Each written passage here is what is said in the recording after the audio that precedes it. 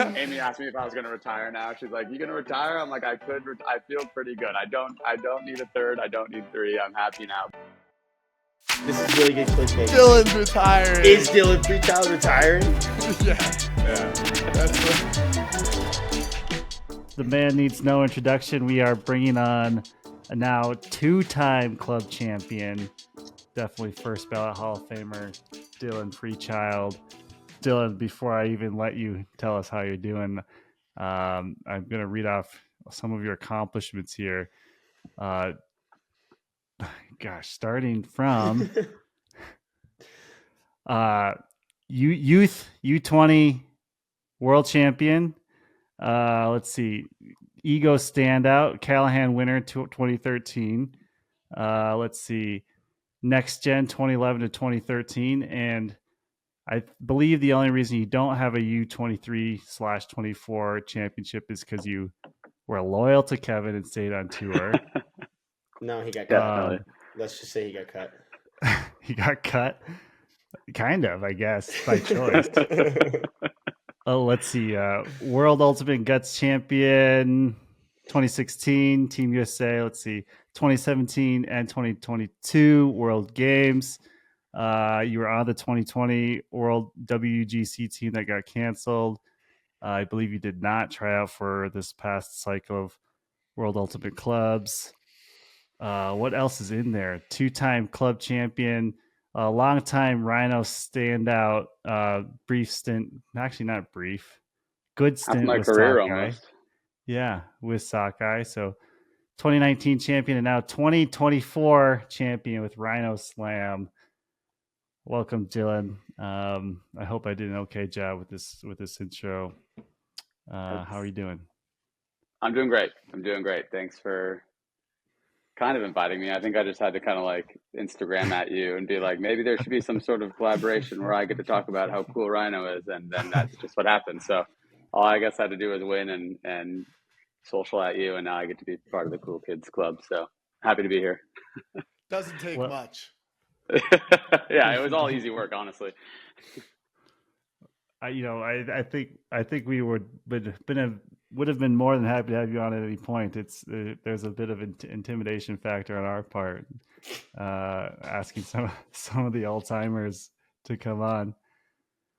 No way. You guys are like the.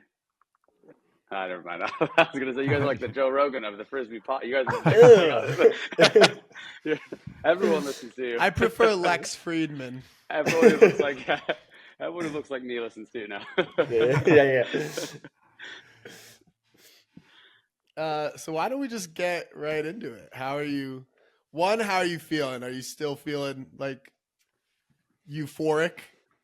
Are we still like, how are the emotions still a couple days out? And also just, start going. Like, what are the big takeaways? Like, what are the biggest thoughts that you have, from nationals?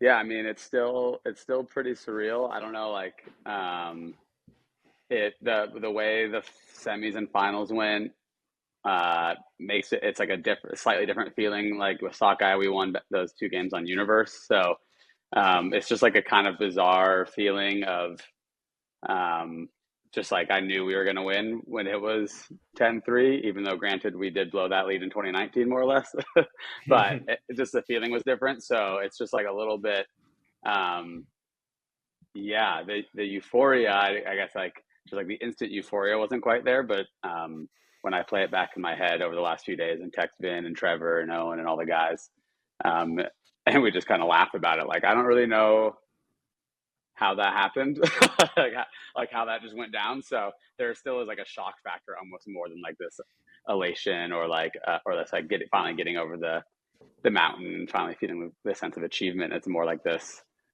shock factor of it's a bit unbelievable. So that's where I'm at emotionally. I haven't really been able to do much work just because I keep kind of giggling and trying to like relive it to try and understand it a little bit better. That's where I'm at, and I think that's where a lot of the guys at. And yeah, it's been a pretty fun last few days. Just kind of like it goes by really fast, as I'm sure you guys know. It just like you think you hold on to it for so long, and it's like a week later, and you're like, okay, I guess I'm just like a normal dude in the off season, And I have this tiny little medal that you could probably, spend a little bit more money on, but this is what we get. And then that's that. And so I'm trying to hold on to it for as long as possible. Yeah, talk a little bit about the team, the play style. Talking heads. I guess we fall into the talking head category a little bit. Might describe Rhino in a way that you guys internally would not. Yeah. How did everything come together? Talk about your crazy athletic O-line and how your play style and how everything fits together. Yeah, I don't necessarily think that anyone ever gets it entirely wrong, and I think having played against Rhino for so long, when they were kind of building the foundation to this iteration of Rhino, like crazy athletic, super unpredictable, can basically compete with anyone, but can also be their own undoing. Like that's all true.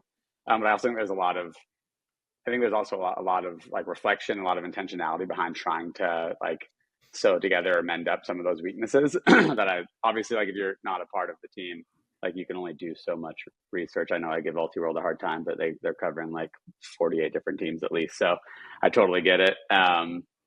But yeah, this year's team, we added Rehder and Henry, which obviously like now moves our large cutter athleticism a little bit, off the charts. So I think like, yeah, the goal this year was just like, how can we somehow bottle some of that lightning that Raphy brings and Leandro used to bring, although they couldn't play this year. But like what Micah brings, and how can we bottle it and use it in a more like a slightly more predictable or efficient way, and not just be like, once the jar is open, it's like you're going everywhere. You don't know where it's taking you.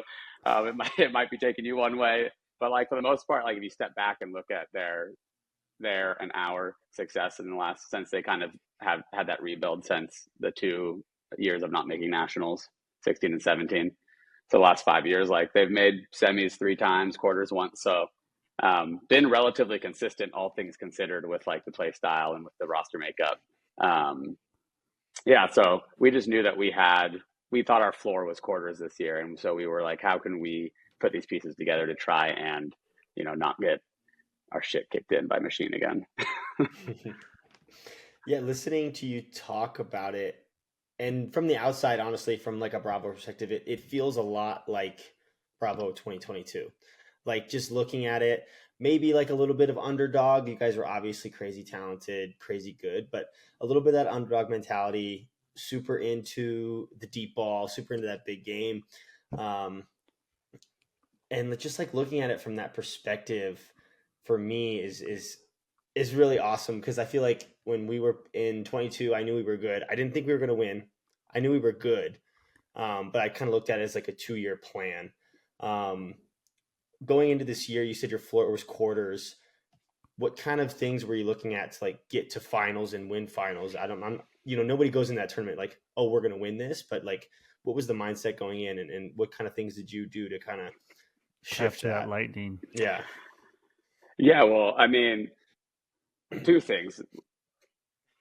We kind of did go into the tournament saying like, we're going to win this, and I think that was what was special. And right, you say it all year, and I think you say it to each other until you kind of start believing it. So I'm not going to say we spent the last 5 months like entirely believing it, but I think by the time nationals rolled around, we went in really like confidently feeling like, yeah, would I be able to come onto this podcast and be like, we're going to win this when you guys are in our pool? Yeah, I don't know if I'm going to claim that, but internally, like we were pretty confident that we had a really good shot of finally getting past semis. And then at that point, like it's one game and anything goes. And like your reference to Bravo 2022, it was like, right, once you guys kind of got past Sockeye, and then I think you guys beat Machine by like 5 or 6. Like once you had that huge win, you beat us, you had a huge win, and all of a sudden the confidence is there, and it's like, okay, we have 2 games that you have to play, and we were pretty confident we could get to that point. But yeah, I think like for us, we really recognize that more or less like Raphy and I on the same line didn't necessarily play out like we wanted it to last year. I think there were some pieces that we had to move around to make that work. Raphy's like a very intuitive player. But he's also in a good way, like a slow processor. And I always think of it as like, he wants to see the field for everything that it's worth. And then he wants to make like this decision.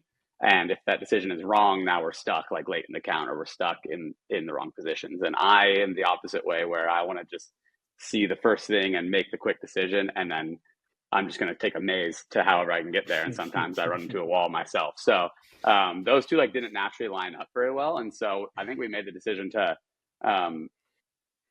put me to D pretty early, in hopes that we could basically convert more opportunistically on our break chances, and also to create a D line that wasn't just kind of like reliant on David and Daniel getting blocks, and Jack honestly is like another block getter.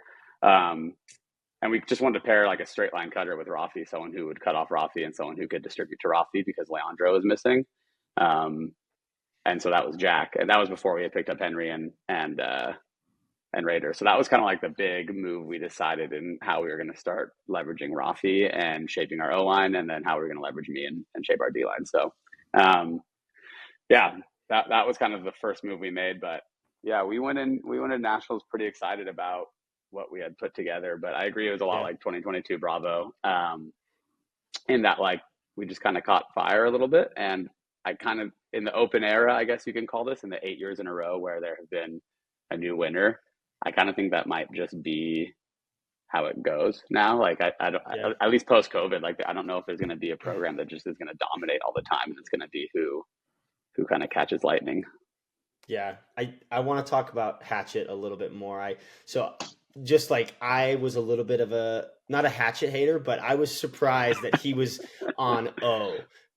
Not because I don't think he's a good offensive player, because I think he's like one of the best matchup defenders in the world and has been for a long time. So when I saw that move, I was like, wow, this feels crazy to me.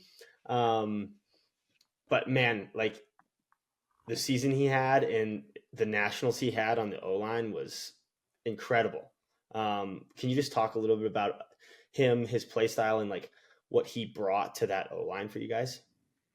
Yeah, I mean, it's really hard to pick, but he like honestly may have been our best player this year. Just the way that he opened up the O-line. I think, part of the reason we moved him, and we have all these fun stats because Joe Marmerstein takes all these fun stats, but like almost like 20% of passes that went like to or from him last year on the D line were turnovers, like regardless of fault.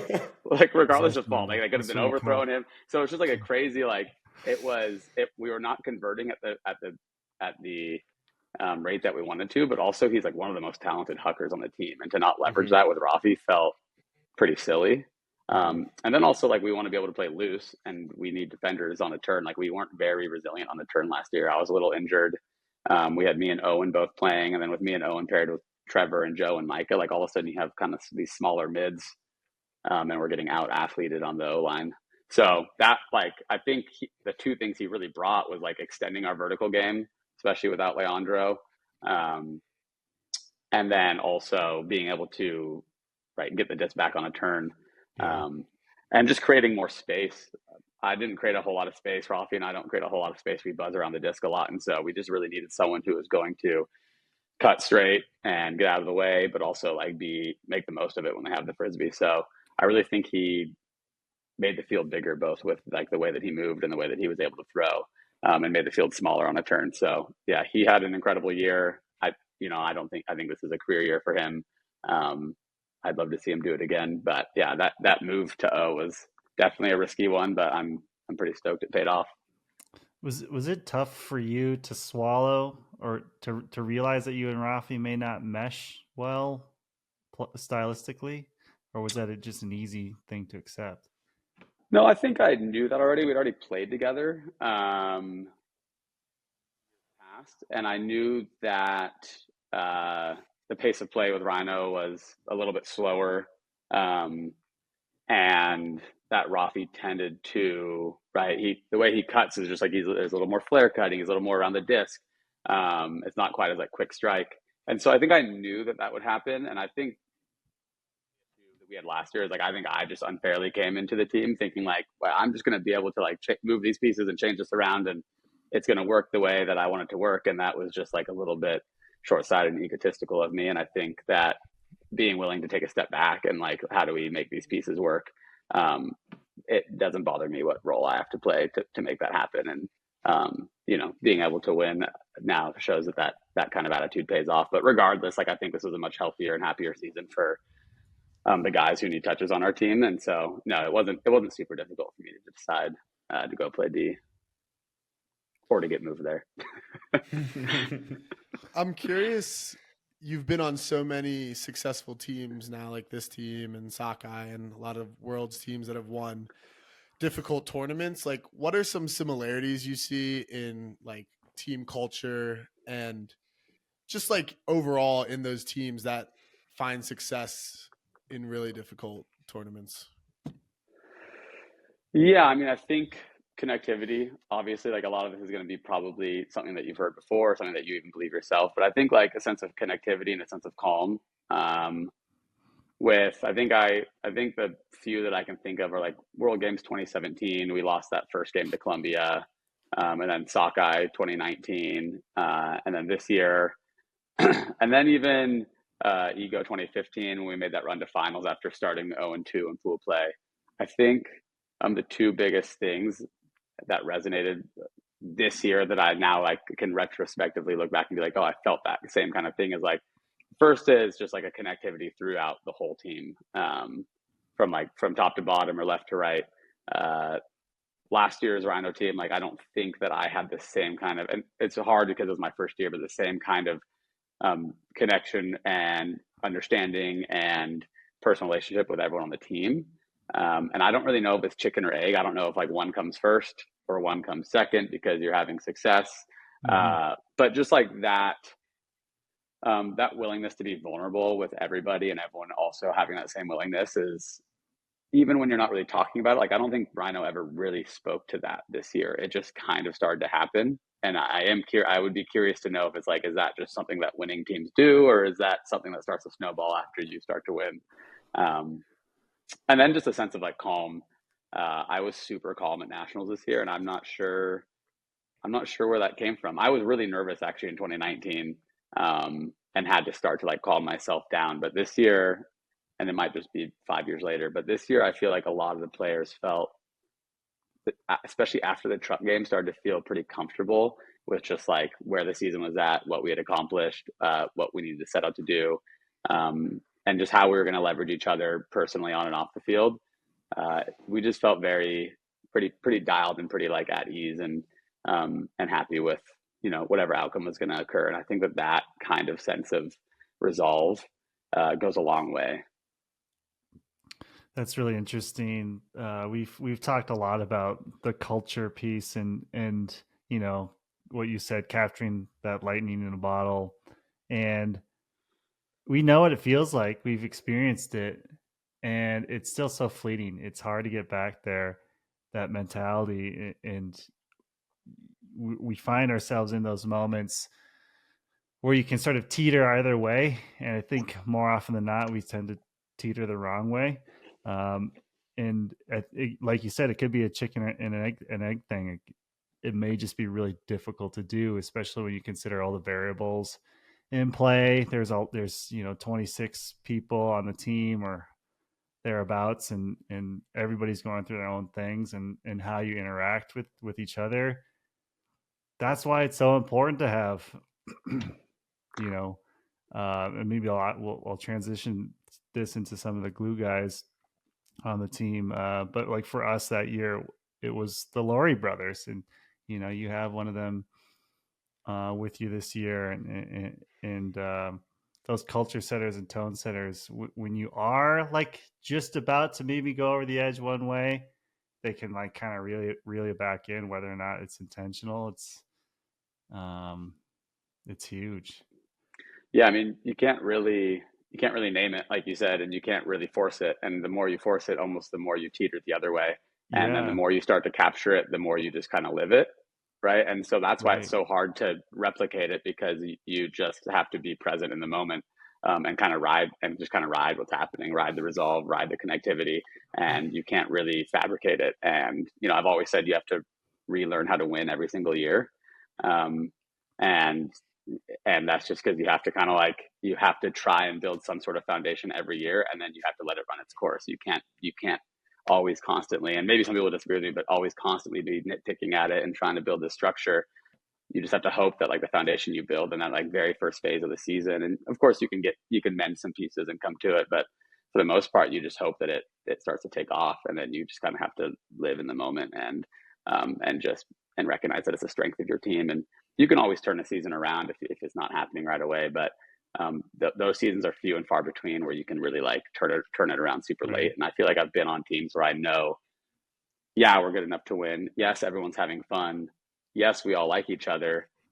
I don't know if we've relearned how to win, and I don't know if we have this intangible thing that we can ride off of, and that's why it's just so difficult to win, even when you have the same team the very next year. Totally.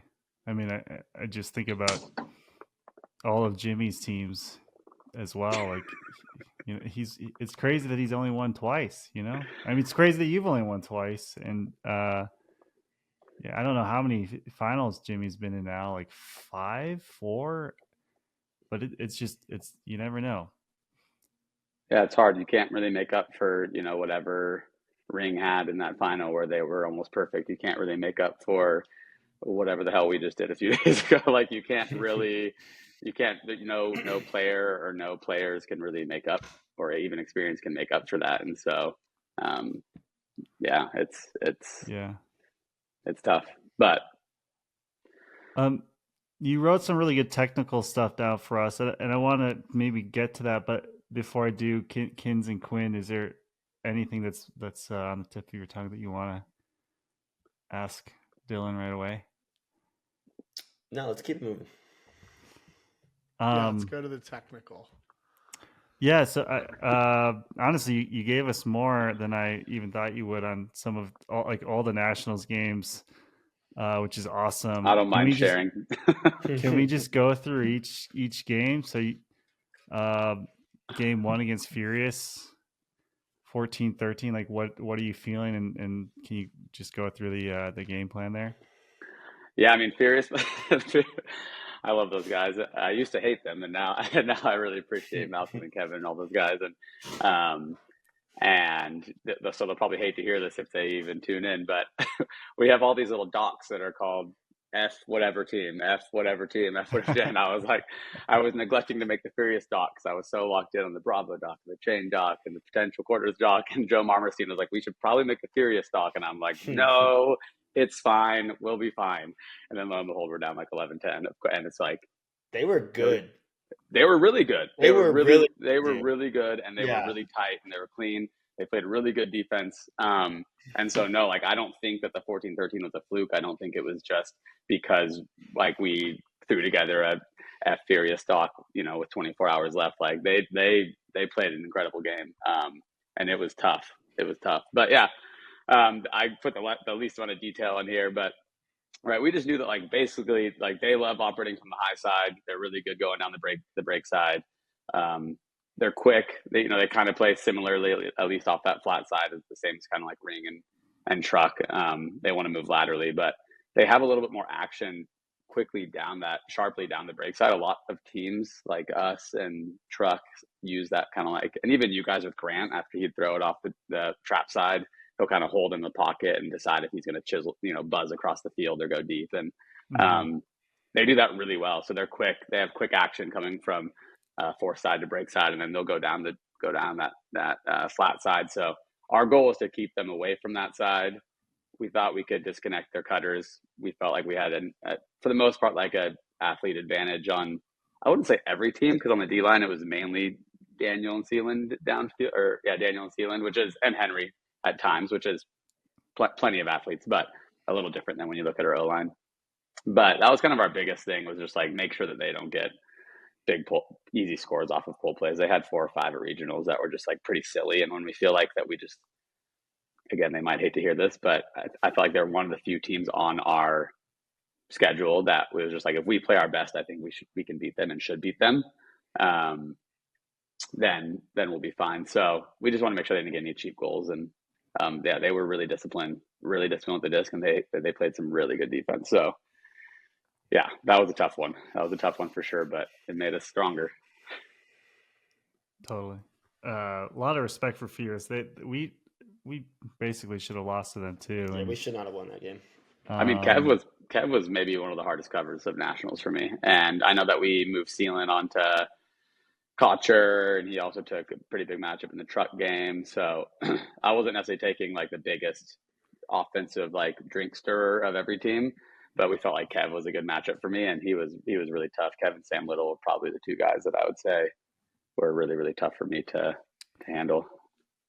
yeah, I can't wait till we get to finals actually. But also 41, I forget his name. I'm furious. Is Blonde it handler? Bedard? He was really impressive in our game. He was kind of torching us. Yeah, I could probably find his name if I have this doc. But Yeah, I they were didn't so know too comfortable much hitting about him, resets. Like there was like a portion of the game against us where they were just like didn't matter. They were going to reset the disc, and there was nothing we could do about it. It was kind of crazy. Yeah, you said Bedard. Niall also played really well during that game. Like it was, yeah, they're tough. They're tough in the backfield, and yeah, I feel like they deserve to finish higher than where they finished. But yeah, I mean, our late break was pretty crazy. Like our D line was me and Henry, and then a couple of like the D, I guess you can call them 1.5. We have some guys who cross over, matchup dependent. But like I don't think Owen, Daniel, or Sealand were on.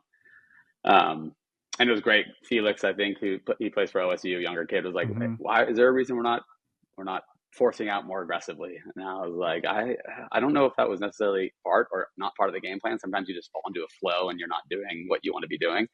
And so it was really cool that he called that out, especially as a younger player, because we came together and we're like, hey, like let's make these guys go out and see if they're going to shoot to try and win this game. And they gave us the disc at 11s, and I think Henry and I threw maybe 75 passes to get down the field. It was maybe not the most efficient thing ever. I could probably trust my teammates a little more, but I was like, Henry, this disc is not going anywhere but into the end zone. So we need this break because there's about 10 minutes left. I think we saw that point. There's about 10 minutes left in this round. And right next to each other, just throwing it back and forth to each other. Did they ever get you guys with? They ran this play so much. It was like a fake flood under and then deep. Did they ever get you guys with that? So they got Owen really bad at regionals, like Did so they? bad. Okay, it's pretty funny. And then they almost got Sealand. He bit super duper hard, and bless his heart, he's all skin and bones. He like throws his body in the way to like try and stop this cut, and he just like gets spun around. But it was enough to deter the throw, because at least Kevin like saw like, oh, Seal at least made the read, and then he checked it down. But I think if he hadn't checked it down, he would have just seen Sealand go spinning off into the ether and someone going deep. But it was like last second. Sealand was like, I've seen this before. But yeah, we have a pretty good clip of Owen getting beat by about maybe 20 yards at regional. That's hilarious. That's my favorite play. We run that play too. It's like my favorite play to run. So seeing, I mean, Malcolm, they did it in 2018. Malcolm got Trent on Universe to win the region. I think that was last time they won the region, and it was like, Trent. No. It was just a walk-in goal. Malk just like, it's like, I guess that's the region. It's a 5-second point. So yeah, they definitely love that one. All right, shall we move on to the chain game? Yeah. Another barn burner, honestly. I think we broke first in every game, honestly. So, yeah, our O had a little work to do in those two games, but yeah, I mean, with chain, like those guys, they love to huck, and they love to huck on the open side, which is kind of funny. I feel like the back shoulder, or like away from the defense, has now been popularized, and maybe it's changed a little bit, but the way I kept describing it was like they like to outthrow the coverage. And so it's like you can't really have a big defensive gap out in the lane, either lane, to try and triangulate deep, because they're just going to throw straight past the coverage. So our first thing was like, hey, this is something I actually learned from Trent or Sockeye, we want to cork the mark. So like we always want to be flat for the first 3 seconds of the count. And maybe they'll change their strategy now that this is broadcasted, but like they were not super willing to move the disc very fast. Like you could go big cork mark on Brett, or I can't remember who their other the other deep threat was, who wears kind of like has the long hair. Jeremy, or not Jeremy. It's not Jeremy. Ramsey. Yeah. You could go pretty big flat cork on them, and like I feel like if I were to do that to Kins, he would bounce the disc. That's kind of part of your offense too, like to get the disc moving again. But like if I were to do that to Kins or to Grant or any of you guys, like it'd be like, oh, these idiots are trying to take this away, like let's counter. And so I felt like just from watching the film, like they weren't going to counter very hard on quick disc movement. And so that kind of paid off. Honestly, I don't think they ever got us too much with quick disc movement. So we were just kind of going really flat on the mark. And then when we were forcing under, it was all body as opposed to like some sort of cushion or triangulation. Just like, we're not going to let you guys go deep, and we're going to make you go down the fourth side and just continue to like slowly chip away at the fourth side. A lot of their action is from the flat side. Like we call it the ring give and go, because ring just does it all the time, although everyone goes give and go. But like they're pretty good at like they'll go give and go from the trap side with Draco and with is his name Brandon? Is that his name? He's another. Oh, it's not on here. Why can't I think of it?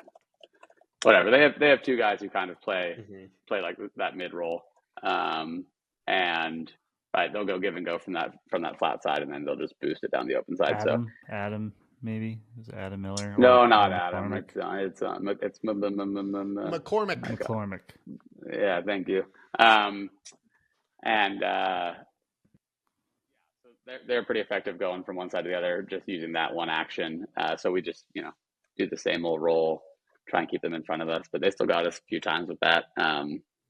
So yeah, our hope was just like keep them disconnected and go super cork and force them down the trap side, and it was pretty effective. Sadly, our offense, let them back in the game after our first two breaks, and then it was a barn burner from there in the second half. The offense was not quite cruising yet. The offense was not quite cruising. They were still learning how to play together. That's what happens when Rehder and Henry don't go to a lot of practice together. So, Yep. And then you run into the Reeling Bravo boys. Oh, boy. I spent so much time. I should send you this F. Turns out you didn't need to spend a lot of time. Yeah. You guys would probably especially because the game didn't matter. So that was I'll let you in on something that what Kins is referencing. Us as coaches, we poorly delivered a message that made it sound like we were indicating that we did not need to win that game. Although I will say that we did. Either way, I wanted you guys to play well. So that's so funny because we were really rooting for Furious, and then when Furious lost, I looked at Trevor and Vin, and I was like, hey, I think our best chance at winning a championship is if we play this game for real. Like if there's something on the line here, and not just like our best shot at like a championship contending team is kind of like we trot out these random lines and then we go to bed early and we wake up and we have to play truck. Like that seems like a recipe for like a disaster. So in a split second, I went from being like, ooh, Furious, how'd you blow that, to being like pretty stoked that like, regardless of whether we win or lose to you guys, right, a hard loss and seeing like what we're made of is gonna be a better opportunity for us to win, even if we have to go through pre-quarters. So yeah, you guys seem like maybe perhaps you didn't know you had to win, but I also texted Grant and he was like, well, the game was pretty much 0-2, even though it was 1-1. And I was like, I don't know if that's true, Grant, but we'll see. So Grant still believes that. That was like 24 hours ago. Well, anyway, what was your game plan against us?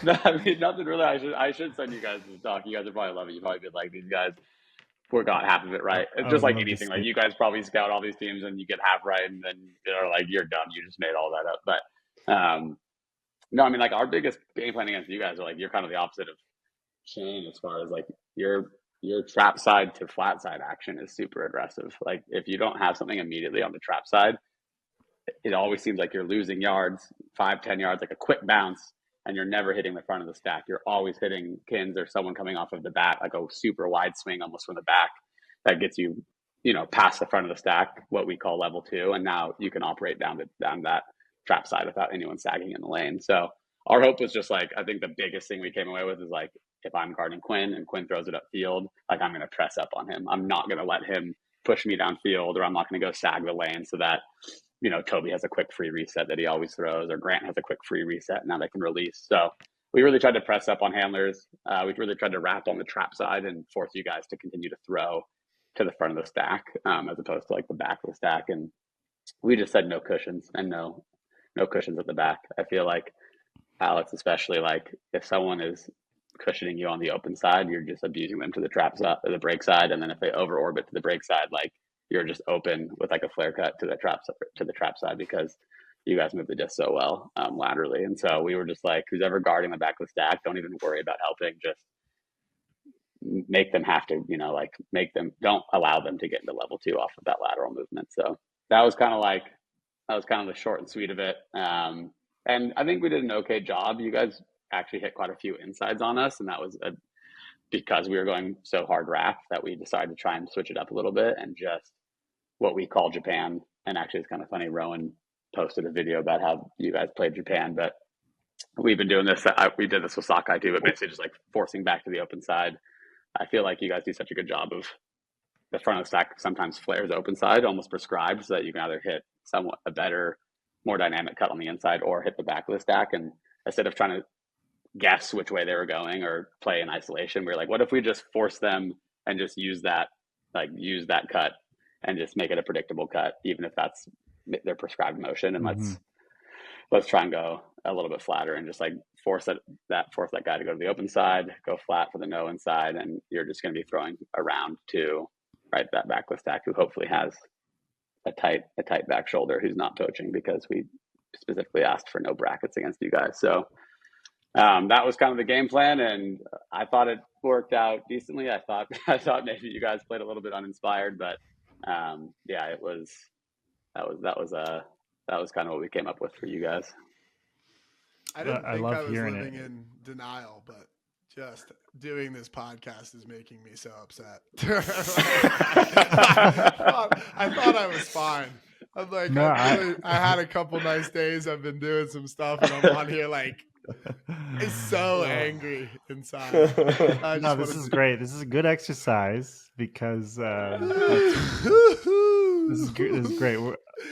One of our goals, or I don't know, maybe I shouldn't say our goals, but something that kids and I have already talked about is putting him in very stressful situations. So he can I'm in a very stressful situation right now.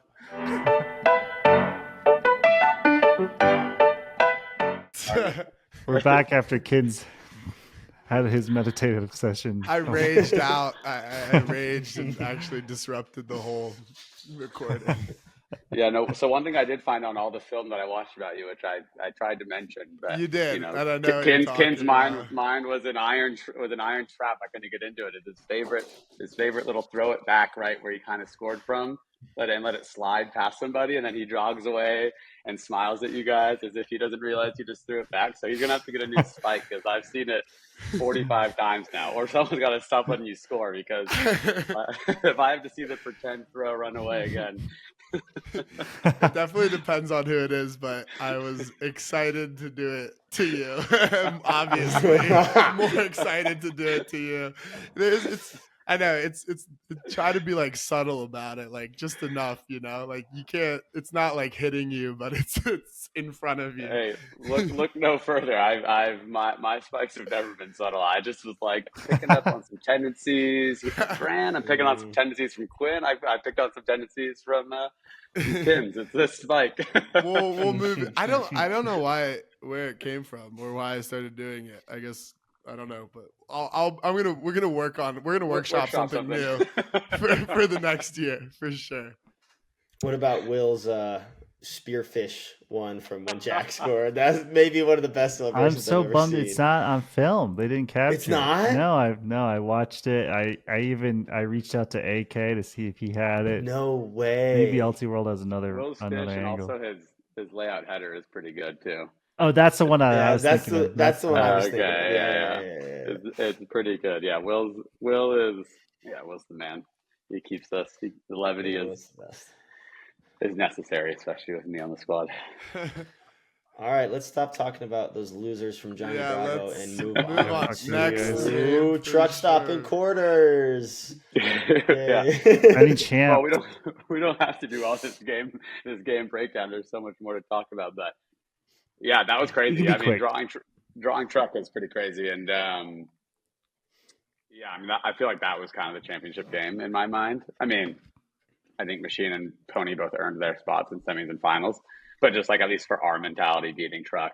Once we beat Truck, we knew we could beat anyone, right? Right. Right. And it just kind of like a little ladder. Like we beat you guys, and then we had the same sensation. We're like, were those they kind of like they didn't play their best, and so now it's like, how do we feel about that win? Like at least we showed some maturity to not play down, and just like walk away with the W. That was pretty big. But yeah, that Truck game was tight all the way through, and yeah, I mean, I think again, like I'm just gonna now I know what it's like to be you guys, and you're like, maybe Rhino's kind of plucky. Like, no, I'm just out here being like, I mean, Truck should probably huck more to get there, but like, right, like I feel like they probably have a great hucking game, just like we feel like we're more consistent and more disciplined than we get credit for. Like they probably have their hucking stats from nationals, or they probably hit pretty well at practice, but like they just won't huck the frisbee very aggressively. And so, yeah, I just felt like force those guys out. We were pretty flat in the mark, and we also went Japan on these guys, so that we just always knew they were going back to the force side. They had to huck down the line if they were going to huck down the line, and we played top shoulder, I guess, on handlers. So we wanted to keep everything in front of us. We don't want to get behind them and let them, chisel up field or get into the pocket. And we just kept them in front of us and went flat mark and forced out. And, a lot of their action is first cutter going out. And then they have these huge slash cuts that, Right. they've become pretty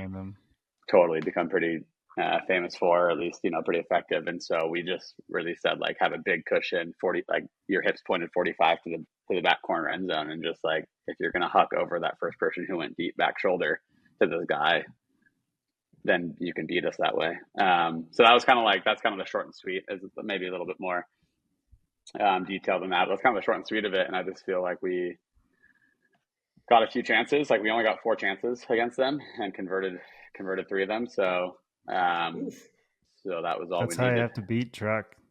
Yeah. I mean, the point out of half, I don't know if you guys have watched the game. They broke to take half 8-7, which was really, really frustrating because we had 2 breaks in the first half. And we gave them the disc, and so it was on hold. It was on serve, and they pulled to us, and it was a 6 turnover point.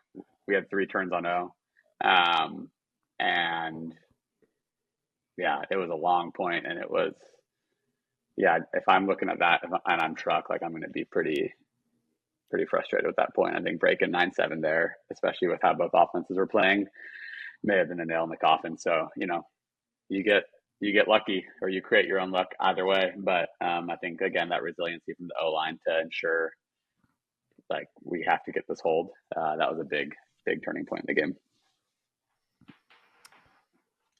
Yeah, I was watching that game, and I wanted nothing more than just to watch the rest of that game. But instead, we had to go play truck stop, or not truck, fucking double wide at like 4:15 p.m. for our third game of the day. That was the best part. Field 74 in the dirt. Yeah. But we deserved it. I had to go We deserved Omen everything. after we lost to you guys in 2022. So we played Omen on field 104 at Universe. Oh shit! I've never been over to 104. Oh, God. I was saying I think I like not playing in consolation more than I like winning games. Totally. I mean, Jack Hatchett, the first thing he said was, well, the 2 jokes he made was, I'm sorry to let you know that Truck actually is going to still advance to the semis, which I thought was funny. And then he also said, the best part of making semis is no consolation. Like, Seriously. Here on out, all we can do is just hang out and watch good Ultimate and hang out with each other on the beach. Yeah. So, yeah, those are both. That was a big win. Yeah, definitely. And then, yeah, I mean, I can just move on. I mean, Machine without Joe is like, that's such a tough injury, and it's so sad, and so sad. Yeah, I mean, he's having his moment. He's so good, and like I don't know. I mean, in 2019 when he was a young kid, like I was like, meh, all hype, meh. Yeah. But I've really come to appreciate Joe, like as a player, but also as a person. Like he loves Club Ultimate. He's got a lot of respect for the history of the game, and he just like he plays. He's so versatile, and he just loves getting better at different small aspects. And yeah, he's really he is kind of a frisbee nerd, like a little student. Whenever I talk to him, and yeah, it was really sad to see that he got hurt. So The machine Rhino matchup was one that I definitely was excited for with a healthy Joe for sure. Yeah, can't say enough good things about Joe. So yeah, so that Joe, was tough. if you're listening, we're thinking about you, man. Yeah. But yeah, I mean, without Joe, they just like they don't have their main connector, and they become a little bit more. I don't want to say chainy, but they become a little. They have Malik and Nate, and Nate's a great hooker, and Johnny's a good hooker. But just like those big guys, if they're not connecting deep, you can disconnect their handlers and their cutters, and you can absorb any of those slash cuts. You know, both chain and truck and pony all kind of have this similar like vertical cut slash. They like to operate from. Right. They're better operate. Well, yeah, they're all better operating from that flat side and moving towards the trap side and then getting back. And and I just think it was just going to be a tough one for Machine to try and tie together. I mean, obviously they did great. They beat Dig, and they're still a great team, but I think they're just running out of steam a little bit. And we played a great game too. I think jumping out 5-1 is just like kind of a death sentence when you're short on guys. Yeah, I was back end zone for that game with Ben Laurie watching, and it was really, really fun to watch.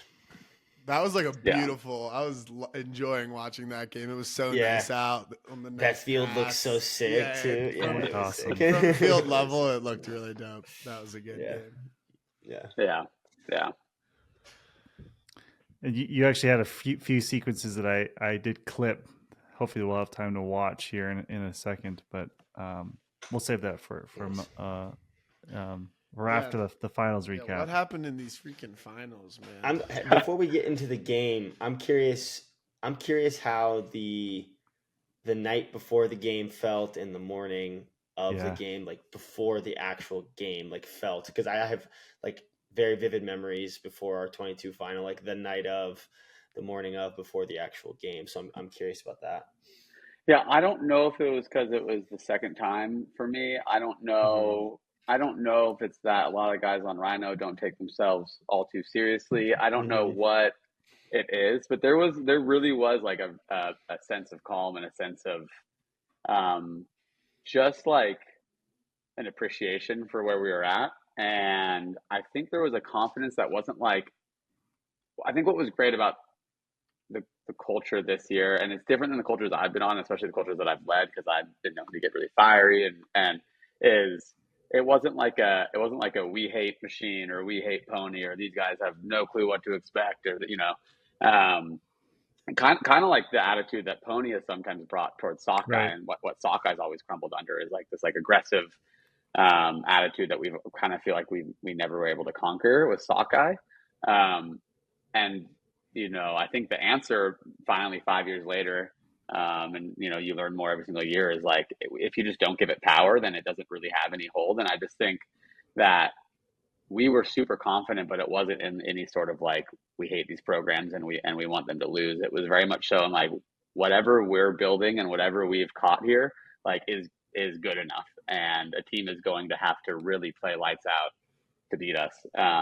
And so there was just like, I would say, a sense of just like appreciation for the moment and some calm and just like some silent confidence in that night before. But definitely like the fact that we ended so early, like my nerves were like right after the Machine game, I was like, let's play, let's play Pony, let's go right now. And then it was like an hour later and 2 hours later, and I'm like, I can't finish my dinner, and now I'm getting nervous, and I got to go watch film. I got to bring like some sort of film study back to the guys, and I'm like, are they focused? They're out of the beach. Like, how do I wrangle this focus back in? There's some, nervous energy. And so, I think we brought it in with the D line.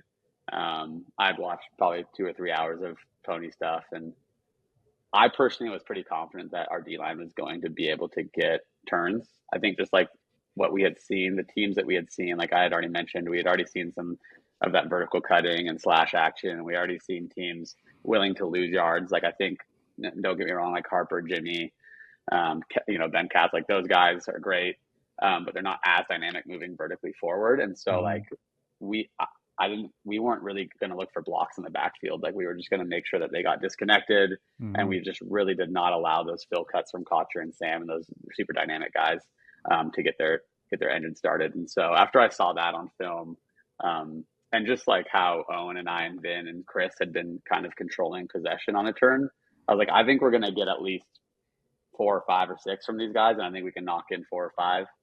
It ended up being a lot better than that. But 8 for 8.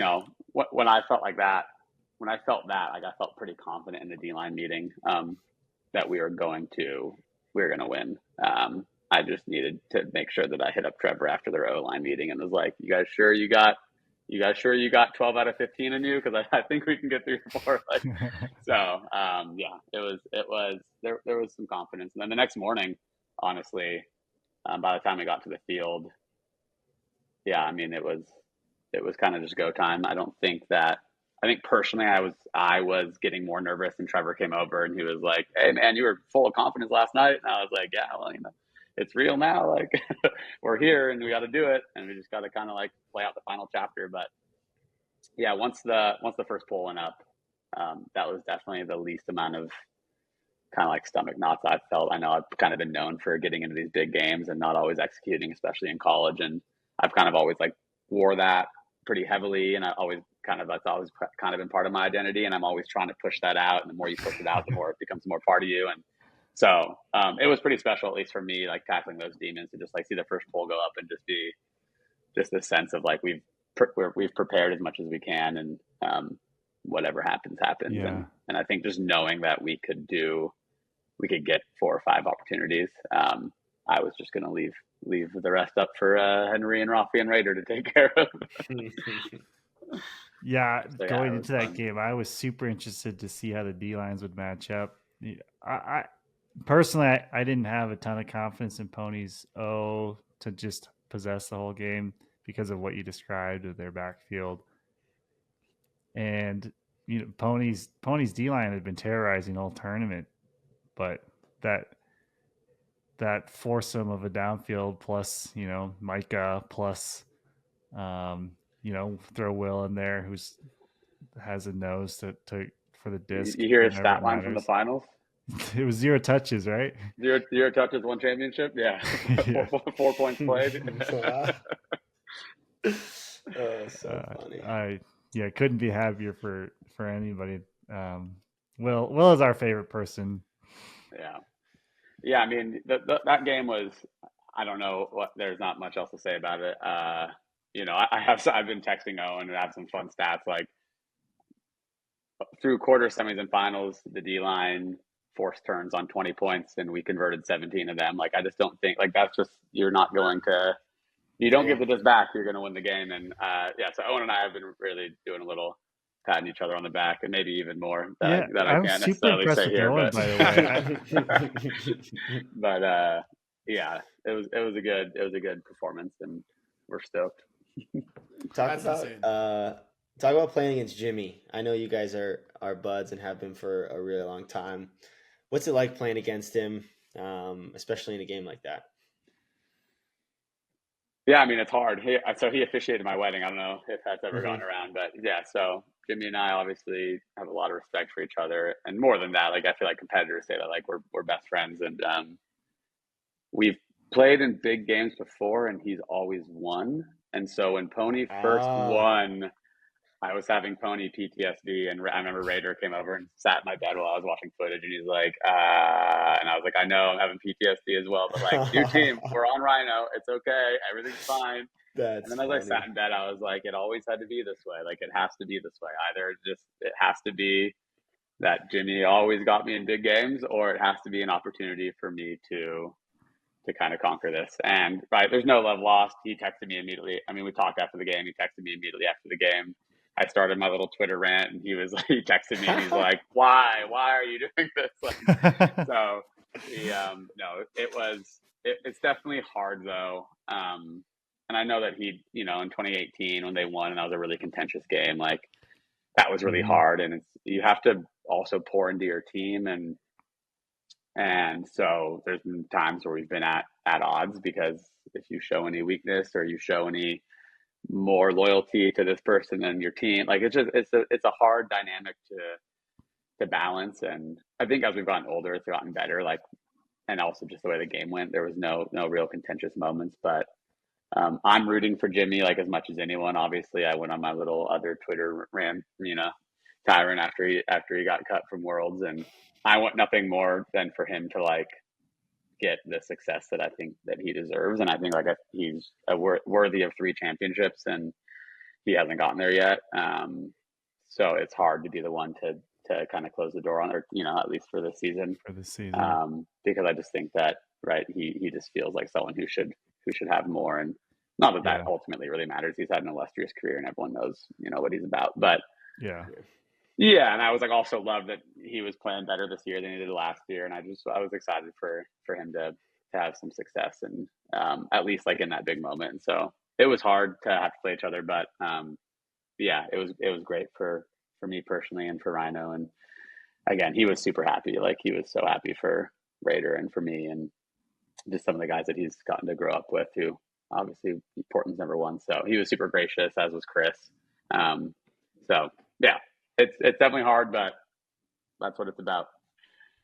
Maybe I'm a hater again, but after 22 and 23, I was like, maybe Rehder's not what he used to be. Like, and then this year, dude, he was fucking incredible, man. It was insane. Like, he looked like he looked in his prime. Like, it was crazy. So you can talk about Rehder, you can talk about Dealey. I think Dealey. I would love to hear about so Sealand. Underappreciated and underrated, man. Same with Sealand, but love to hear you talk about anybody that you think had an amazing performance. I know everybody did, but yeah. I mean, Rehder. Yeah, I mean, just going back to that comment, like maybe they don't have it anymore. Like, I know Jimmy's been getting that. I know I've gotten that a little bit. It's like at some point, like, you don't have it all the time, but you can still be great. And I think that's kind of the narrative that people are missing. And I don't know if it's just like the nature of that there aren't very many people creating narratives in the sport, and it's all still a young sport. And so it's like, and so many of these people are kind of like, we all grew up in the media age, me, Rehder, Jimmy. And so then when you start to see it go, you're like, whoa, like that's actually, but like now we live in the media age, and that's going to happen to you guys, and that's going to happen to the next generation. Like, it's no longer just like hearsay, and you're going to actually see it. You're going to be like, I just watched you 4 years ago on TV, and now I'm cooking your ass. So like, that's just the way it's going to go from here on out. And that's the beauty of the sport growing. But yeah, I mean, Rehder has long been one of the most underrated players, in my opinion. I mean, he's been an elite thrower for a long time that I think is an aspect of his game that has been underappreciated. He was so big, so young. Like, he was Sockey's best player in 2013 when they got second at Worlds or whatever. And it was just like, some people forget, like, yeah, this guy's actually just been around for eons and already gone through like two. He's washed and back again, and washed and back again, and now he's kind of washed and now he's kind of back again. Like, he's just been playing for 18 years, and he's younger than me. So it's pretty wild. And yeah, he played amazing this year, and I was really, of all the people that I obviously was happy to see win, all the Oregon homegrown guys, but like, to me, Rehder has just long been underappreciated, and much like Jimmy, maybe he feels like a 3 or a 4 guy. Like, Rehder just should have 2 championships, and I'm so happy that he devoted time to come, play with the community that helped raise me. Like, that was very selfless of him, and I knew that was important to him to see where I grew up. And I think that's also what made it special, was like, yes, he wanted to win, but it wasn't necessarily championship chasing as much as it was wanting to play with me and play with all the kids that I grew up with. And so that made it extra special. And they obviously all love Rehder. He's the best. But yeah, he played incredible. I don't need to go on anymore about Matt. I hope he plays like that forever. That might be never. I don't know if he's retiring, but if he goes out looking like that, like, I think he's leaving a few more good years on the table.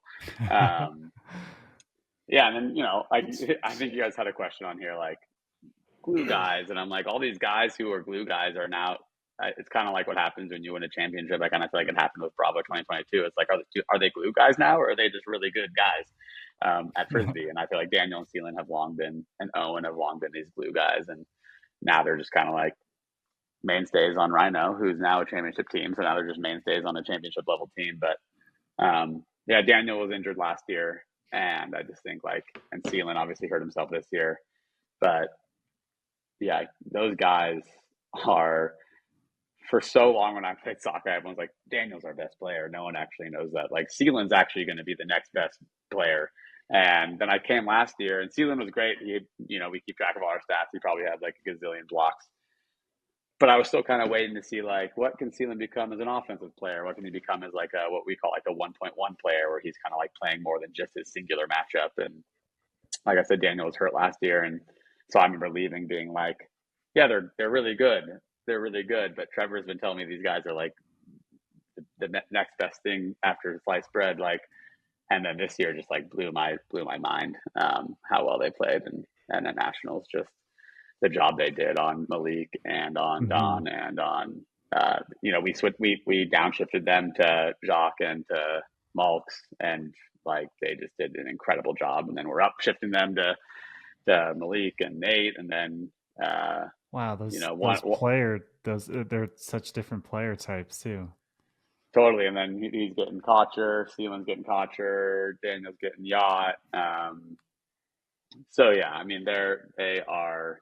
We'd always talk about Jimmy and Chris as one of the best offensive duos. They are and they're also really good friends, and just the way they know each other, they are just an elite defensive duo. And that's part of the reason we've never moved Sealand. He's such a good straight line cutter, and he could probably be a good release valve for O, but it's does it make them worse if they're not together, growing together in this unstoppable force? So yeah, they were obviously huge for us, and yeah, those three guys played out of their mind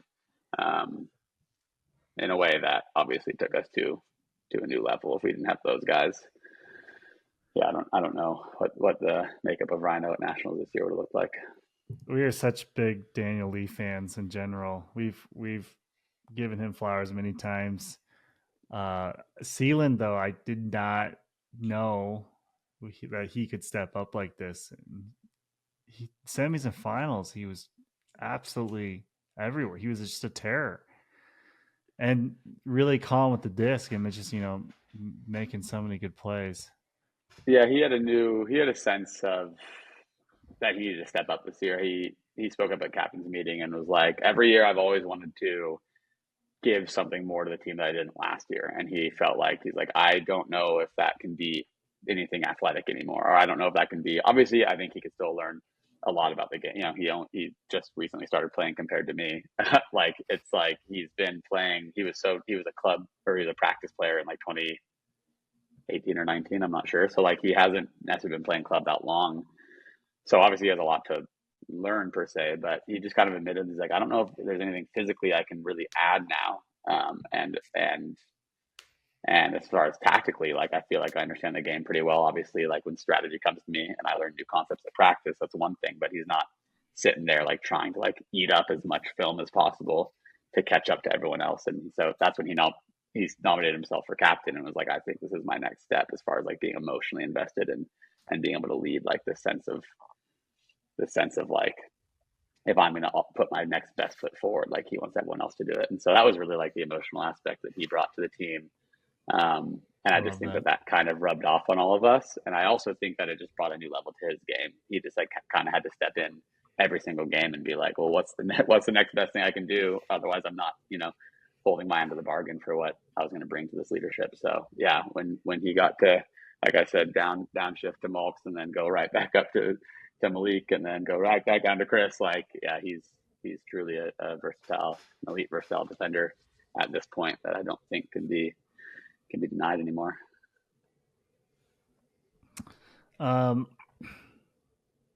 right, Maddie's giving us some good prompts here. So I definitely want to hit the B Ultimate play before you have to go. Let's do it. I got time. Don't worry. Really quickly, is this finals performance the best game played of all time? Is it the best performance of any team of all time? Oh, I'm so annoyed that they turned the disc over those two times. It's so frustrating. Like I can also feel it. They're getting tired. Raiders tends to sometimes starts to get anxious, and he's like, I've seen him not throw that same flat throw to Simon before. Like Trevor's great. We haven't even talked about Trevor, but Trevor's great, and he should have just thrown it to Trevor. But I think he got nervous with he wanted someone a little more quick footed. He wanted to be able to throw it to someone's chest as opposed to out to space, and yeah, that was tough. I think 8 for 8 with no turns would have really been something you couldn't really argue about. Undeniable. I mean, yeah, I mean, it kind of depends on how you define the best. There's the 10-1 comeback that Fury has. There's true. super clean gameplay between Pony and Ring. There's, you can talk about dominance across multiple years. I don't know how you want to define it, but it's definitely, and it's just hard because I was a part of it. So I've gotten texts that are like, I've never seen a game like that. And when I was playing, it didn't feel that way. It just felt like we were winning the game. It wasn't until you step back and you're like, holy crap, we really didn't turn the frisbee over. Yeah. So yeah, while playing, I didn't even really think about it being such a great performance, this unconquerable performance that it was no one could have done anything about what we just did on the field. And then days after reading texts and being I don't even know what I just watched, as it started to set in oh yeah, maybe that performance was no team was going to beat us on that day. And that's kind of a fun, special feeling to have and be yeah, I don't think any team was going to beat us the way we were playing. So yeah, maybe it's one of the greatest. It's certainly up there. There's no denying that you guys earned it. Okay, while I'm pulling this up, Kins or Quinn, do you have anything for Dylan? Yeah, let's do a quick hitter. Do you have a Mount Rushmore of players? Are you on it before/after this win? I don't know if I have a Mount Rushmore. I think the sport is still too early to have. Mm-hmm. I don't even know if we've seen 4 of the best of all time yet. I think I think the 4 are still yet to come.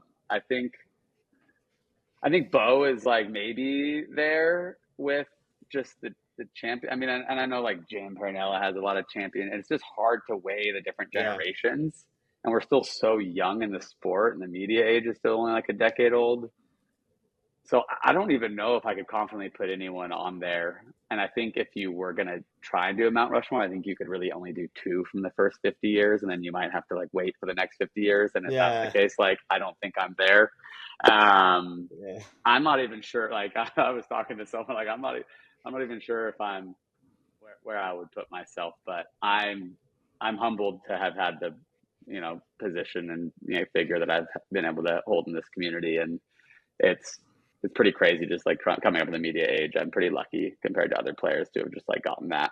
I don't know if my talent or influence or anything else is anything more than if someone else had been in my position, but I like to think I capitalized on it pretty well. And I think yeah, sure. If you want to throw me out, if Mount Rushmore can have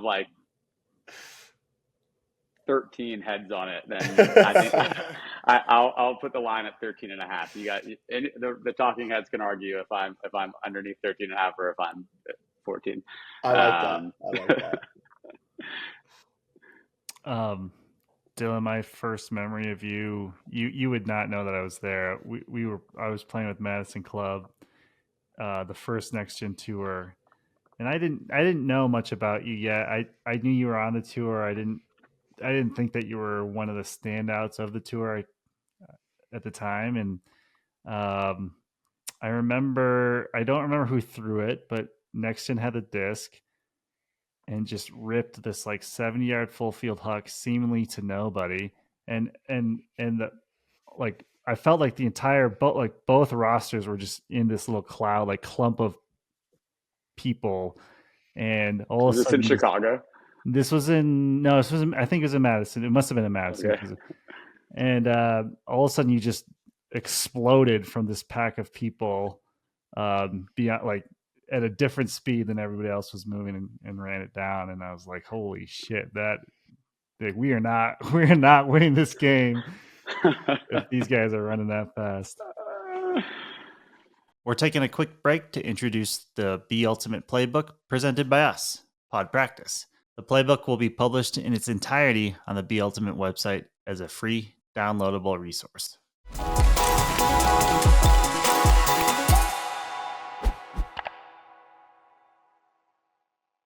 So a little bit different. Typically what we've done is mostly we've done like set offensive plays, but I figured I wanted to make sure that I actually clipped a bunch of stuff. We won't watch all of it. Maybe I'll send this to you later for you to watch for fun. But it's some stuff from semis and finals. This is from finals. This is after a timeout. And this is when you guys took half. And I just want to highlight maybe your leadership here, and then some of the quintessential Freechild give go moves, which comes later in the possession. But I don't know if you remember this too well. Can you see the screen okay? Yeah. So after a timeout, I can see you're like directing traffic, and Yacht's here playing last back. Do you remember at all like what you're telling your teammates in this moment? Yeah, frisbee is really easy. I was telling the 3 guys in the white jersey to run at the 2 guys in the blue jersey. Specifically, I was yelling at Felix, who is young and quiet, and I was like, "You need to cut under so that there's a 3-on-2." Yeah, And it worked out pretty well. I think Cats kind of blew that bracket a little bit, but right, I didn't even necessarily love that Felix started to go deep there. I would have right. liked him to just sit in the inside pocket, because as it is, he runs towards The Yacht help. and he runs towards the help, but he at least goes under early, or enough to make that split that underneath, that 2 players underneath. So that's like classic frisbee 101. I shouldn't say 101. Maybe it's a 300 level class to split a bracket like that. But here you go into Freechild mode. I don't know if I'll go back a tick here. Dylan, you're about to cut up line and kind of clear space, but you decide to come back, and this is what I consider classic Freechild movement here. And I'll let this possession quickly end, and I'll rewind. Which I loved that, by the way. So can you talk a little bit about like, what is it about you? Is it like your physical attributes and skill set? Is this something anybody could do? Thinking about when most players catch it in this position, they tend to just look upfield, but you don't do that. You just bounce it right back and start this motion. Yeah, I mean, I guess I just don't think there's there's not a whole lot of advantage to be going down. I catch it in the flat for 5 yards. I wouldn't say I'm pinned to the sideline, but the throw I'm going to get off there is either just down the line, and now I'm going to be behind the disc. And if there's a wrapped mark, like, I'm not really going to get the frisbee. Right. Or I could throw it inside, like if someone poaches in the lane to take away something down the line. But I guess if I were a defender, I wouldn't be too worried about someone catching it down the line, like at that yellow line. I'd be honest at the front of the stack. So I also just feel like there's a lot of hectic energy going on and a lot of overplaying one side of the field. And so to me, Pony overplaying that side of the field, worrying about getting scored on quickly. Right. I just wanted to change the field of play. I think the last thing was, like, I just always use my momentum to my advantage and the defense's momentum against their advantage. And I think Chris actually does a fine job here, but he's probably already, he's kind of already slowing up into a mark. Right. And I'm catching the disc looking at Owen. So I'm just going to continue to run at Owen, and Chris is going to be a half beat behind. And I just think I lose that advantage if I turn upfield, even if I turn upfield for half a second. So why do you think it is that you do that so naturally? Whereas, is this something that you're able to convey to other players? I don't even see many of your teammates over the years do this as consistently as you do. Like maybe Simon. Yeah, I'm not sure. I mean, it's definitely could be inefficient. Like I said at the very top of the pod, like sometimes I'm just like, if you think of a mouse maze or whatever, like I'm just moving, and I'm just like, if I run into a wall and then I'm turning around and gonna go find the cheese like somewhere else, like, I'm just gonna keep going. And so, like, maybe some people find that inefficient or find that like not the best way to like open up the field of play. And I think other people have different skill sets. Like, I'm not a big power thrower. I'm not even necessarily like a huge. I'll throw some strike for yards across the field forehand, or inside backhand, but I'm not gonna be throwing like super sharp strikes where I feel comfortable breaking down the mark. So that's just kind of my way of getting around the defense. I have been talking to Micah a lot about just the way he does it. Micah is still in the iteration where it's mainly to just reset the frisbee. Like, he's getting the disc and he's getting a new count. Right. And I think that's kind of like the first part of it. And then when can you start using that movement to kind of bend and shape the field, and keep the defense on their toes? And I don't really beat Chris here in any way, shape, or form, but Chris has to think the whole time, what am I going to do next? And everyone everyone else downfield has to think, what is going to happen next?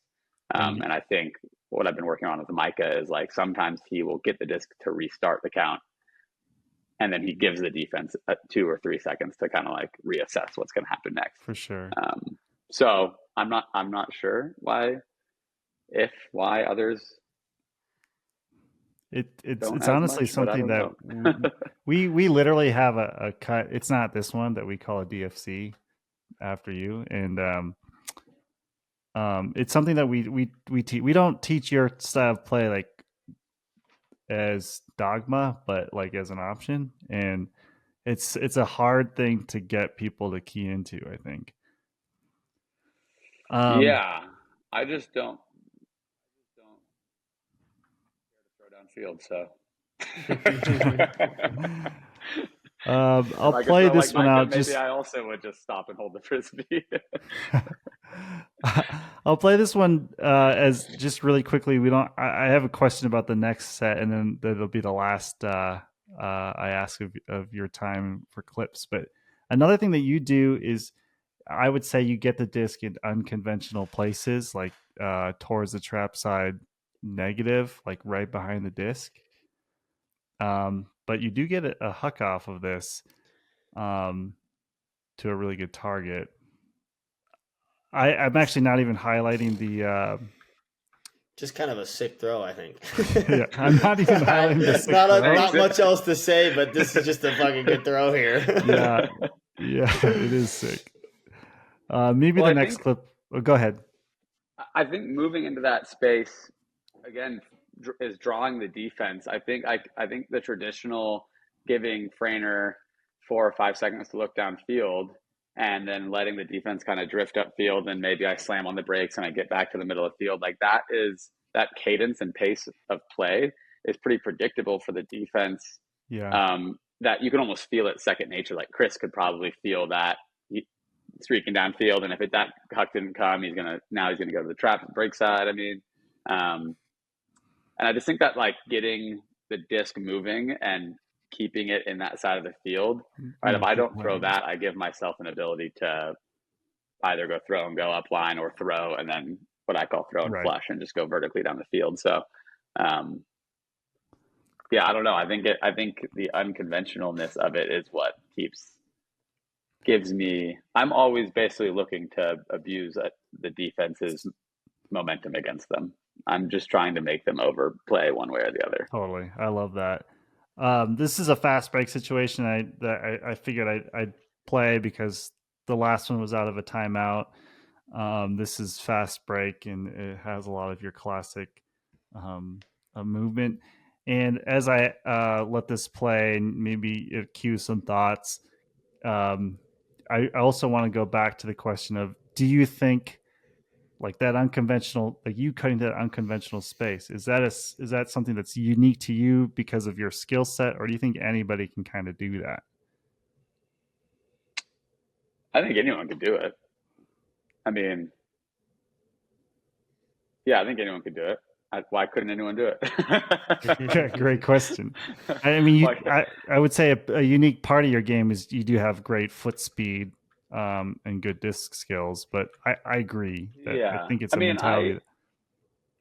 Funny coming off of that 13.5 line. Like, I've never felt like my I mean, I feel like at my fastest, like I was one of the fastest players, but I don't think like my speed or my throwing power or my ability to, I haven't been a great deep receiver over the last few years. Like I don't think any of that is what has ever set me apart. I think just like my desire to compete, and then also whatever you would call this, which is just like a want to figure out how to play the game in multiple different ways. Like that's the only thing that's ever really set me apart. I don't think anyone. I mean, not anyone could do this, but anyone who is 3/4 the speed or had 4 more inches or had a little bit better throws, like whatever uptick on skill you want to put on that player, should For be able sure. to do this if it was something they wanted. But I don't know. It And then also might just be a bad way to play frisbee. I don't know. Maybe people don't want there's to. always trade-offs, I suppose.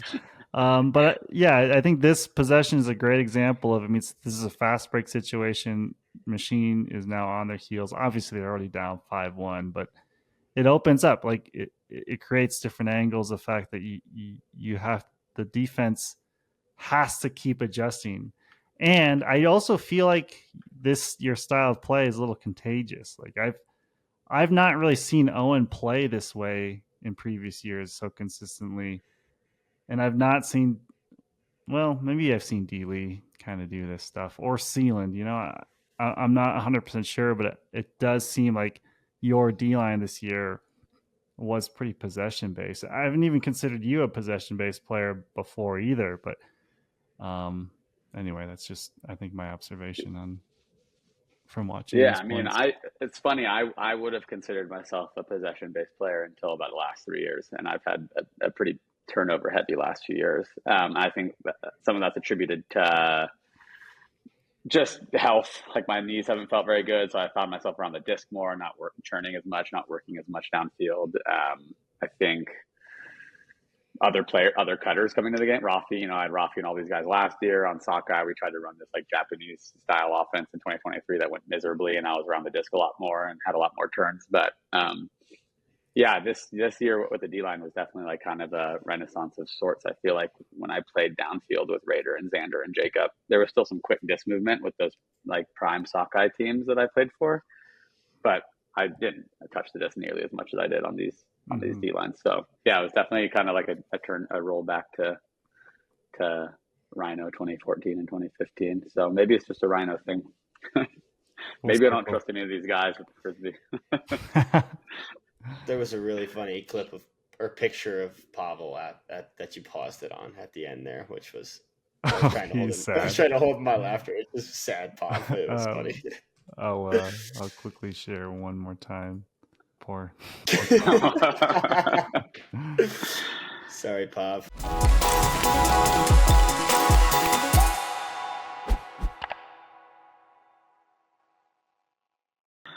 So Dylan, by the way, Stan lives with me, Stanley Peterson, and he suggested that I clip in a little frame of him getting that block in you against you in 2014. I would have loved to, but I did not have time. Oh yeah, you could. There's no shame. I've got plenty of times. That's the best part about playing for so long and being super competitive is I got by Boxley at the front cone in our quarters game, spiked it super hard on me, and I was like, the best part about this is I only need one, buddy, and that's just the way it's gonna go. I didn't get one on him, but by golly, I got one and we got two. And so, yeah, it's fun. And yes, I've got by Stanley. I've been got multiple times. Just got to get back up. Keep getting back up. Keep getting back up for sure. I mean, that was the fun part about this year. I feel like again, I've been hurt the last few years, and maybe just after COVID, I was so sad that COVID hit after Sockeye finally won and we finally got over the hump. But it was like really hard emotionally to get back invested. Mm-hmm. And I think coming back home kind of re-energized me and gave me an opportunity to I really wanted Trevor to win one. I really wanted to win one with Trevor. We did all those ego years together and grew up together in Eugene and Chris Strubb. And yeah, there was just a greater sense of purpose coming out of that COVID year. Like it just felt like we were trying to keep together the old squad and what was really the purpose. And it just felt like it. I mean, Sockeye was great this year. Like I loved their energy and I loved what they had and they seem like they have a good identity going on. And so I'm super happy for them. And I think in some ways we had to just kind of wash our hands of that and let go of what was great in 2019. So yeah, I'm rejuvenated and excited, and hopefully the knees keep on being good. I hope that they do stay healthy, but I also kind of hope that they don't. I'm just kidding. Like no, I'm just kidding. I'm just kidding. I'm just kidding. I'm curious who you guys are rooting for next year. I know I had a few questions for you guys. I kept answering that question, like, who are you rooting for if not for yourself? And I was like, I think I have to root for Machine or us, because I don't want anyone to win again. Ask but away, I'm not sure if that logic is out anymore. Is that flawed logic? That we don't want a repeat winner? That we don't want a repeat winner? I also know you guys had a contentious game with them last year in semis. Maybe it's like we don't ever want Machine to win, or is there like, if you guys aren't going to win next year, who is it going to be? And who are you rooting for this year if it wasn't going to be you? Was it us? Because that'd be cool. I honestly don't feel like I root for anyone. Like I don't feel like, I don't know. I don't get once I'm out. Yeah, I definitely don't root for Machine because I don't have like really people that I enjoy on their team. And I can't wait to have someone on who can shed light on their quarterfinal against Dig, because that makes me feel good knowing that it wasn't just me. Like I wasn't just the problem, clearly. But yeah, no, I don't really root for anyone. Yeah, maybe not root for anyone. Maybe just root against. I guess I was rooting against everyone. I guess I was rooting against everyone. I like Joe, so I was rooting against everyone but Machine. But now I don't know who I can root for now. Yeah, it's funny. Like after I get out, I don't know if I root for a team. I think if I was rooting for like a specific team, it was probably you guys. But I have so many friends on Truck and on Pony. But I don't want that team to win. I do want those people to win, but I don't want that team to win.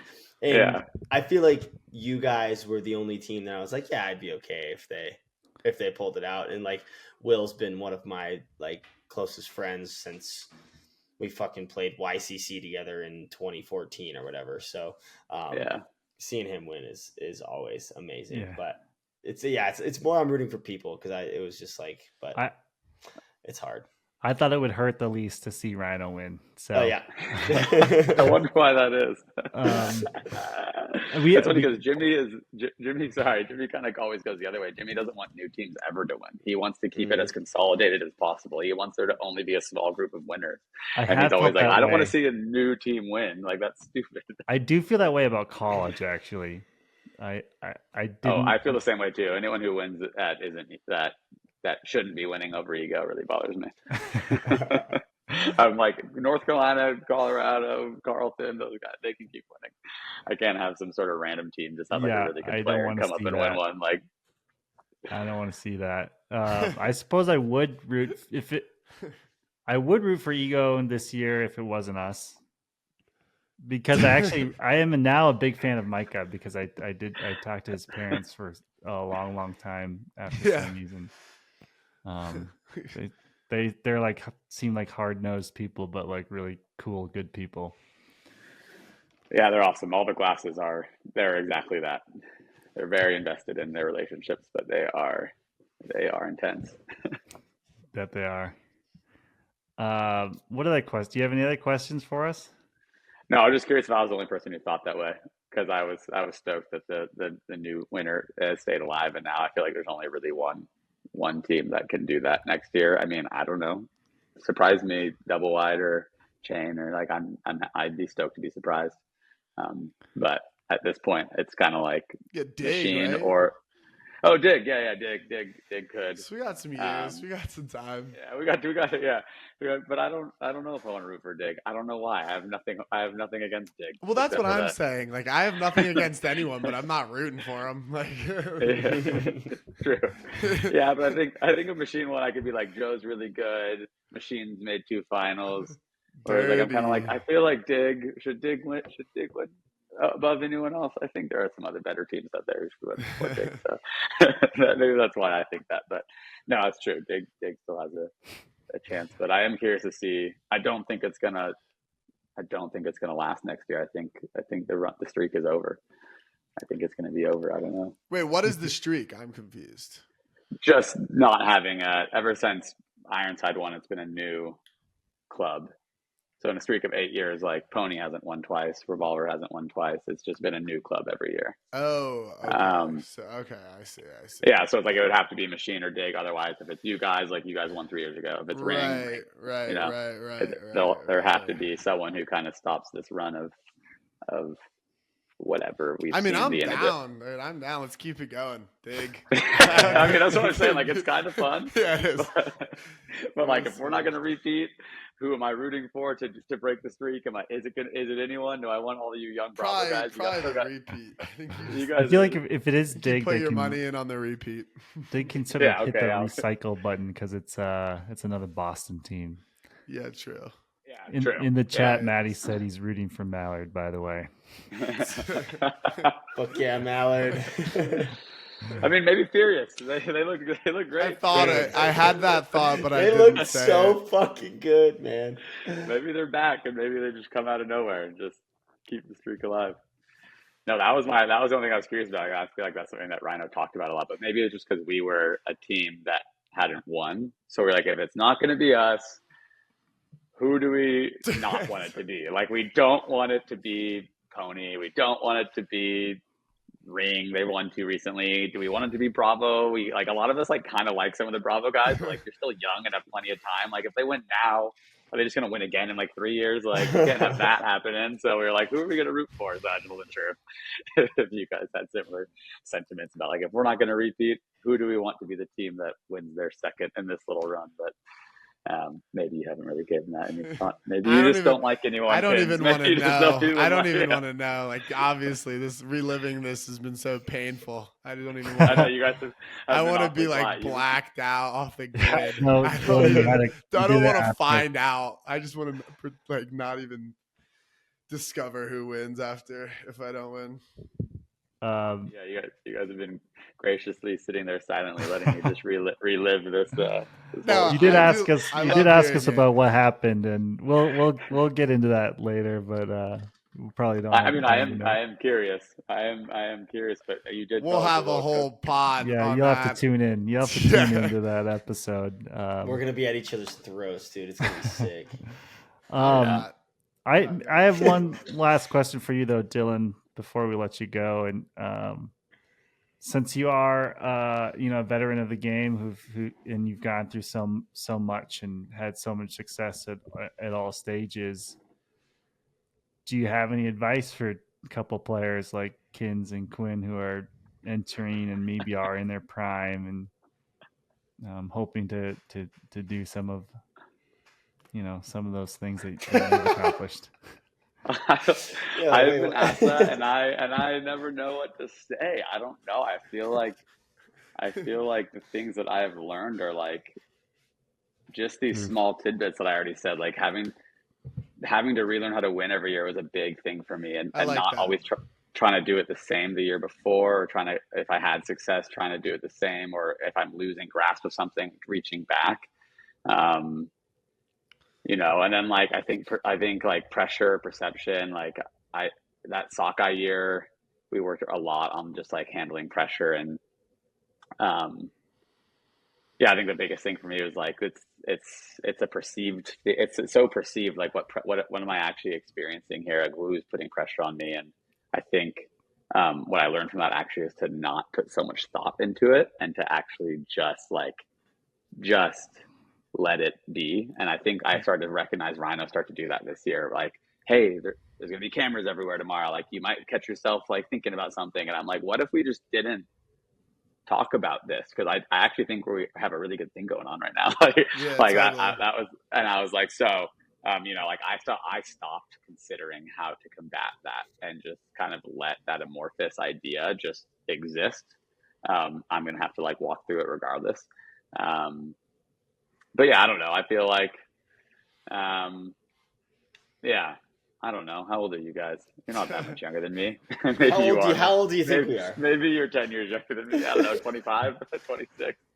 Okay. Yeah, Spot nailed it. Nice. Okay. So you are like, you do have 8 years. Crap. That's so many years. That's 8 club nationals. That's a lot. No. And I just think like, again, I don't think I've ever done anything wildly like crazy. I've just always really poured a lot into the team, I think. And I think that's what, like, I think Bravo kind of does that pretty well already. So, I don't know. You guys, if you come across a problem that you can't solve, then you ask me. I'm not chock full of one-liners that are going to get you guys to wherever you need to go. I think, like I said, the sport is so young that greatness can look like anything, and that's what makes it exciting and fun. And who knows what greatness will look like next year. That's very exciting. I love that. Yeah. Before we go to one of the clips that got me into frisbee was your D against double wide at like whatever the fucking tournament. Yeah, 2012. It's a classic. That was like one of the clips that got me into frisbee, and like it's just very, like, sitting here with you now is very like, it's very cool, and just like thinking back on that, and like I can hear the soundbite from the announcer like when you get that D. So not really a question, more of just a comment and a full circle moment for me. So well, it's cool to sit here with you guys. I mean, shit, you're the cool kids now. I was talking to Eli Freeman about how like I used to know no one when I was 20, and then I knew everyone, and now I can walk through the parking lot again without getting stopped. I can just be like, I'm just going to the field. Like, I don't know anyone. And that's funny. I mean, it was part of the reason I was really bummed to not try out for Worlds this year, although maybe I would have got my ass cut.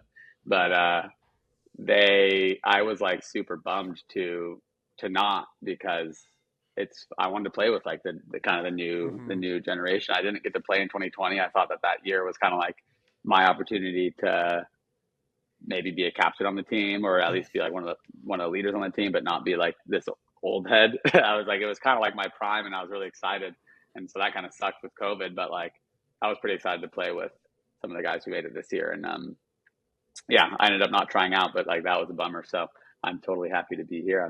I'm equally as stoked to keep connecting with dudes who are like pushing the game forward. So what a good ending. Appreciate you. What a good ending. Yeah. Thanks, Dylan. Yeah, it's been super fun. I think I was supposed to like talk more shit. I don't know. I talked to Vin before this, and I was like, Vin, you want to come over and just like hound them? Like, well, I was expecting a little bit of crew. Shit. I was gonna bring in like 4 people, and they're gonna be like, But I couldn't get Chris or Trevor or Vin to come over. I was gonna hit up Will short notice, and he was like, just make sure you tell him this, this, and this. And I'm like, I think they know, but yeah, we were. I swear. Vin and I trash talk is well deserved. I don't know why, but Vin and I always get into it just like a little bit. Who is Vin? I love it. What am I missing? Louis. He scored the championship winner, I believe. Vin is. I like him. I like playing against him. We always like get into it just like a little bit, and it's great. Yeah, he's full of fire, but he's one of the biggest homies you'll ever meet. He's a great hang. So yeah, he would have been equally as easy, as nice, but he was like, let him know, tell him what's up. We know what's up. That's not what we do here. Well, I know you do have you're hoping to grab some beers with them, so we don't want to keep you any longer. Yeah, I feel like we did so much X's and O's talk. So if you ever want to just. That's what I was gonna say. We'll get you back on at some point and just have a more. Yeah. general ultimate talk than just the recent club nationals, because there is so many, and we say that with a lot of the guests because there is so many things to talk about, but with guests like you, there's so many things that we could dive into, and there's so many like interesting ideas to explore. So yeah, totally. I'd be happy to season do 3 that. is just starting.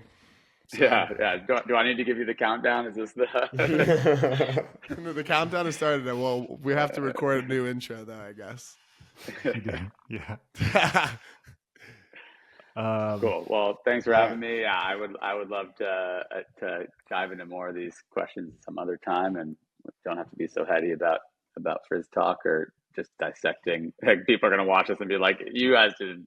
You think you outsmarted us? No. We just played poorly." We love that. That's what this podcast is about. It's about the we like to be nerdy. Cool. Hell yeah. All right. Enjoy the beers with the boys. Say hi. Say congrats. If you see Will, definitely give him a hug for I'll us. show you one time. Boom. There Holy it is. shit! Is that the medal? Wait, that's actually, is that actually the medal? Yeah. It's a square. It's a square. It's so It's a fucking square. ugly, dude. I thought it was like a Wilson pass. Tommy has one. I thought it was like a field pass. Amy asked me, yeah, right. Amy asked me if I was going to retire now. She's like, "You going to retire?" I'm like, "I could. I feel pretty good. I don't need a third. I don't need 3. I'm happy now, but I'm not retiring because I'm stoked now." I thought you were about to say you were retiring. I was like, holy Yeah, shit, man. I was about to get. I'm out. Dylan Bob, holy Wow. shit. That would have been such a good start to season 3. But this is a better start. This is a better good start. clickbait. This is really good clickbait. Dylan's retiring. Is Dylan Freechild retiring? Yeah. Yeah. That's what it'll be. All right. Oh, yeah. Goodbye, everyone. Thanks All for freaking joining.